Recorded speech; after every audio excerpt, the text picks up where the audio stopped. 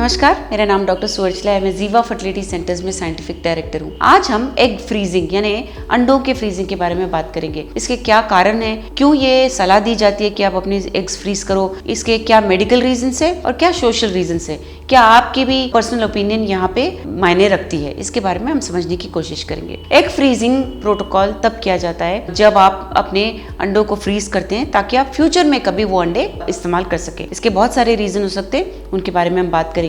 लेकिन पहले ये देखेंगे कि इस प्रोटोकॉल, ये एग फ्रीजिंग का जो प्रोसेस है, इसके सक्सेस में सबसे बड़ा योगदान किस फैक्टर का होता है। सबसे बड़ा इंपॉर्टेंट फैक्टर है एज। जैसे जैसे महिला की एज बढ़ती है वैसे वैसे अंडों का क्वालिटी भी घटता रहता है। उसमें जो क्रोमोसोम्स होते हैं वो ठीक से अलाइन नहीं होते, जैसे उनका अरेंजमेंट होना चाहिए होता नहीं है, वो बिगड़ता रहता है। इसलिए जब महिला ज़्यादा उम्र की हो जाती है, specially late 30s early 40s में जब होती हैं, तो उनके बच्चों में मेंटल डिसऑर्डर्स या फिजिकल डिसऑर्डर्स होने के चांसेस ज़्यादा होते हैं, क्योंकि उनमें क्रोमोसोम्स में अरेंजमेंट्स का प्रॉब्लम हो सकता है। तो एक महिला जो अपने 20s में रहेगी उसके एग क्वालिटी बेटर रहेंगे उनसे जिनसे 30s और 40s में है। इसीलिए ये ध्यान रखिए कि उम्र का सबसे बड़ा योगदान होता है इस एग फ्रीजिंग प्रोटोकॉल पर। एक स्टडी पब्लिश की गई थी फर्टिलिटी और स्टेरिलिटी जर्नल में, जहां ये देखा गया कि कितने अंडे फ्रीज करने चाहिए। तो ये भी बहुत महत्वपूर्ण बात है, आपकी उम्र क्या है और कितने अंडे होने चाहिए जिससे आपका एक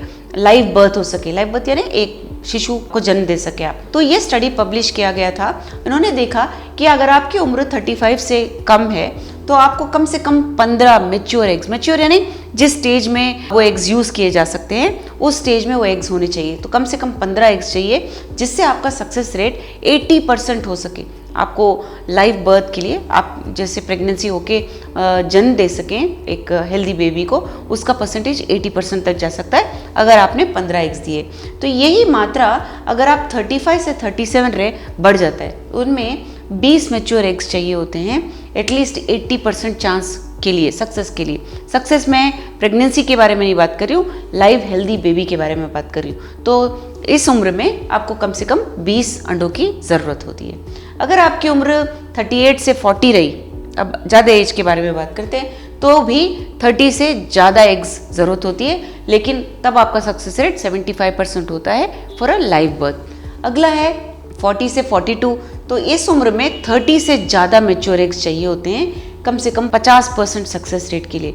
success rate again live birth के बारे में बात कर रही हूँ। तो आप देख सकते हो जैसे जैसे उम्र भी बढ़ रही है ज़्यादा एग्स की भी आवश्यकता है, क्योंकि एग्स में जो अंडे हैं उनमें क्रोमोसोमल प्रॉब्लम होने के कारण, जैसे समझिए कि यूजफुल अंडे हैं, जो काम वाले अंडे हैं वो कम हो जाते हैं। तो जिन अंडों में क्रोमोसोमल प्रॉब्लम नहीं होता है उन्हीं में से हेल्दी एम्ब्रियो यानी जो बच्चा है वो तैयार होता है, और जब वो हम गर्भ में डालते हैं तो उसके चिपकने में और प्रेगनेंसी के चांसेस ज़्यादा होते हैं। अभी ये करते क्यों हैं? ये जो एग फ्रीजिंग का प्रोटोकॉल है ये हम किसके लिए सलाह दे सकते हैं?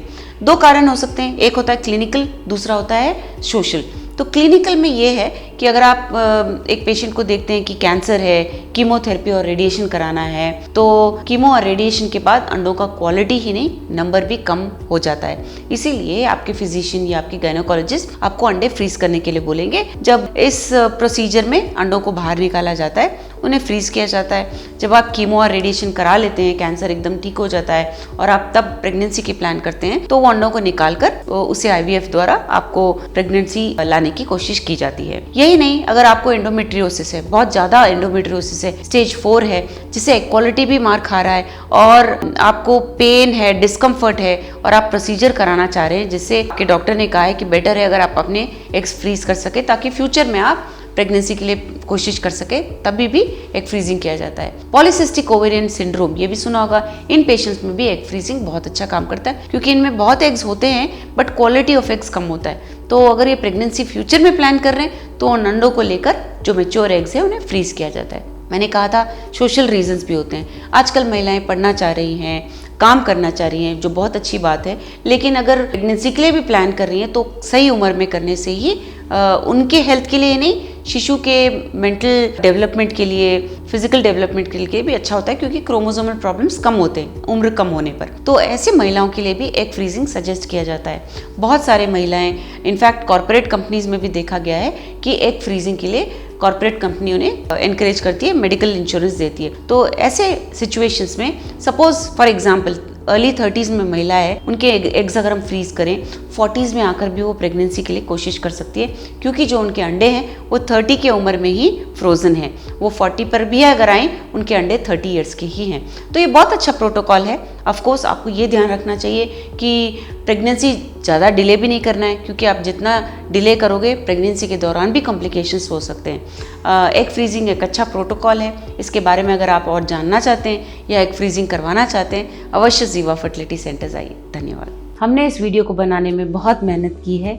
ज़रूर हमें सब्सक्राइब और लाइक कीजिए। Thank you.